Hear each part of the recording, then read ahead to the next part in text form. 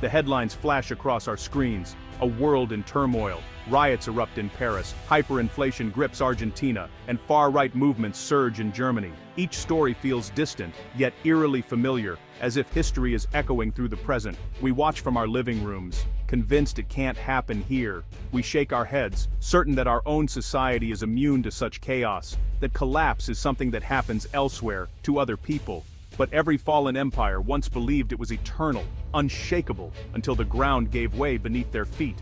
The warning signs were always there, but they were ignored, dismissed as background noise. Think of Rome, centuries of unmatched power, then slow decay. Economic strain, political infighting, and a loss of shared purpose hollowed it out from within.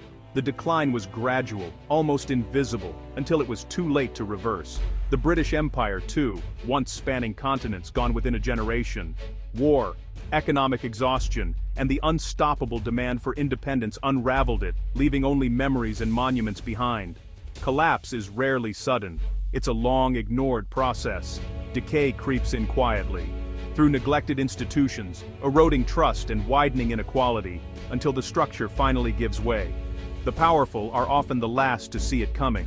Surrounded by comfort and privilege, they mistake stability for permanence, blind to the storm gathering outside their windows.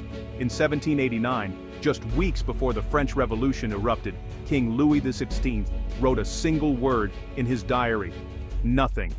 He was blind to the anger and desperation building in the streets below. This blindness is a recurring pattern throughout history. Leaders and citizens alike often fail to recognize the signs until it's too late to act. Tonight we examine the six-stage cycle of revolution, a pattern that has toppled societies from France to Russia to Cuba. Each stage, a warning, a lesson written in the ashes of the past. We'll see how even the most stable nations unraveled, stage by stage, as the fabric of society was pulled apart by forces both seen and unseen. And then, we'll turn the lens on ourselves. America, 2025. Are we truly as secure as we believe, or are we standing on the same fragile ground? The warning signs are flashing all around us. The question is, are we paying attention, or are we too writing nothing in our diaries as the storm approaches? Revolutions aren't random. Despite how sudden or chaotic they may seem on the surface, they are rarely accidents of history. They follow a terrifyingly familiar script, one that has echoed through centuries and across continents, repeating itself with chilling regularity. Across nations and eras, the pressures that lead to collapse are strikingly similar, as if societies everywhere are reading from the same doomed playbook. The process unfolds in 6 distinct stages, a storm warning for any society that dares to ignore the signs. First, wealth inequality. The gap between rich and poor grows until the system feels rigged, and ordinary people sense that the rules are stacked against them. Resentment simmers as opportunity dries up. Second, government corruption. Leaders enrich themselves, laws protect the powerful, and cynicism spreads like wildfire. Trust in leadership erodes, and the public feels abandoned. Third, middle-class radicalization. The stable core of society, professionals, small business owners and workers, see their future slipping away. Once the backbone of stability, they become the engine of revolution, driven by fear and frustration. Fourth, loss of faith in institutions, courts, police, media, and elections. None are trusted anymore. The very system meant to protect people is now seen as the enemy, and hope for reform fades. Fifth, mass movement. A single trigger: food shortage, police violence, a stolen election brings people to the streets. Protests erupt and quickly become nationwide, uniting diverse groups in shared outrage. Sixth, government collapse. The state loses control, the military fractures, and chaos reigns. Order dissolves, and uncertainty takes over. What follows isn't utopia, but a power vacuum, often filled by violence, opportunists, and new forms of oppression. The dream of freedom is quickly replaced by the harsh reality of instability. This 6-stage cycle is a roadmap to ruin, a pattern that has played out time and again throughout history. History's warning signs are clear, flashing like beacons for those willing to see them. The question is whether we recognize them in time, whether we can act before the cycle completes itself once more. The cycle is not fate, but it is a pattern.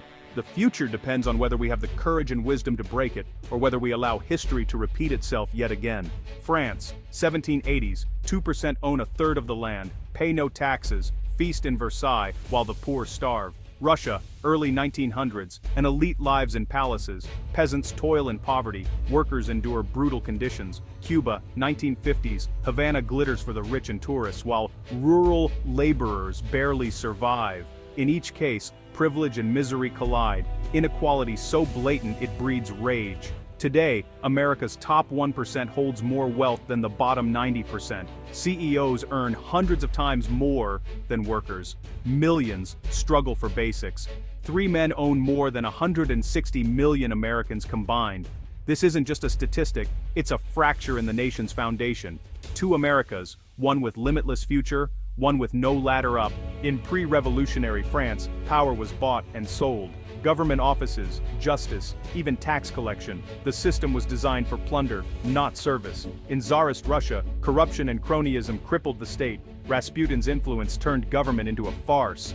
Soldiers died, while officials grew rich. In Cuba, Batista's regime was a mafia partnership, contracts for cronies, police as enforcers, national wealth stolen in daylight. The people saw their leaders as predators, not protectors. In America, today, trust in government is at a historic low. Lobbyists write laws, politicians cash in, and most believe the system is rigged. Corruption isn't a bug, it's the system itself. Revolutions are rarely led by the poorest, they're driven by the frustrated middle class. In France, the bourgeoisie, lawyers, merchants, thinkers, demanded a voice. In Russia, the intelligentsia, students, writers, organizers, channeled anger into action. In Cuba, Castro and his educated allies led the charge, motivated by justice and nationalism. Today, America's middle class feels betrayed student debt, rising costs, stagnant wages. Professionals feel overworked, underpaid, and disrespected. The promise of stability is broken. When the middle class loses faith, the ground shifts. By 1789, the French no longer trusted their king or his institutions. The Third Estate broke away, declaring a new order. In Russia, World War I's disasters and scandals shattered faith in the Tsar. The government seemed both evil and incompetent. In Cuba, Batista's regime ruled by force alone. No legitimacy, only fear. When trust dies, even small groups can spark mass revolt. In America, trust in Congress, the courts, media, and elections is at record lows. People retreat into partisan bubbles, doubting every referee. When no one believes in the rules, the game is over. Collapse begins with the loss of trust. Stage 5, the explosion. In France, the king's crackdown triggered the storming of the Bastille. In Russia, bread riots turned into mass strikes. Soldiers joined the people. In Cuba, Castro's guerrillas gained support as Batista's regime grew desperate. Each time a trigger, dismissal, hunger, brutality turned anger into unstoppable movement. The government lost control, the streets ruled. In America, we've seen glimpses, massive protests in 2020, the Capitol stormed in 2021. Both sides, different grievances, same willingness to take to the streets. What trigger could turn protest into nationwide upheaval? The fuse is always shorter than we think. The question isn't if, but when. The pressure is building.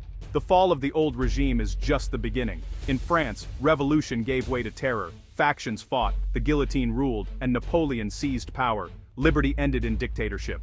In Russia, the Tsar fell, but chaos followed. Civil war, secret police, and a new, more brutal regime. The promise of peace, land, and bread became famine and fear. In Cuba, Castro's victory brought hope, then repression, executions, and a one-party state. The revolution traded one master for another. History's warning. Revolutions rarely deliver utopia. They unleash chaos, and the ruthless seize control. Moderates are swept aside. Tyranny returns, often stronger. The power vacuum justifies new oppression. The cure can be worse than the disease. Beware what fills the void. We stand at a crossroads, a moment in time where the choices we make will echo for generations. The road ahead is uncertain, and the direction we choose now will shape the destiny of our nation. The 6 stages: inequality, corruption, middle-class anxiety, collapse of trust, mass movement, and chaos aren't just abstract ideas or distant warnings. They're unfolding before our eyes, woven into the fabric of our daily lives. The powerful will say it can't happen here, that our institutions are too strong, our democracy too stable to falter. But remember, elites in Paris, St. Petersburg, and Havana thought the same. They believed their worlds were unshakable, until the ground crumbled beneath them and it was too late to turn back. Stability isn't a birthright, it's a responsibility. It must be earned day after day through fairness, justice, and the legitimacy of our actions and institutions. Revolution tempts with promises of renewal and hope, but history warns us. What rises from the ashes is rarely the freedom or justice people sought. Collapse breeds monsters, not utopias. In the vacuum left by chaos, darkness often finds a way in. The hunger for order after chaos empowers the ruthless, those willing to seize control at any cost, promising safety but delivering oppression. The path of revolution leads not to a more perfect union, but to new forms of control, sometimes more suffocating than the old. This is a warning, not a prophecy. The future is not set in stone, but the dangers are real and growing. The signs are flashing all around us. The time to act is now, before the storm breaks and choices are taken from our hands. History doesn't have to repeat itself, but it will if we ignore its lessons and refuse to change course. The past is a mirror, reflecting what could be if we fail to heed its warnings. The future is still ours to choose. Together, we can write a new chapter, one of hope, unity, and renewal, if we have the courage to learn from history and act before it's too late.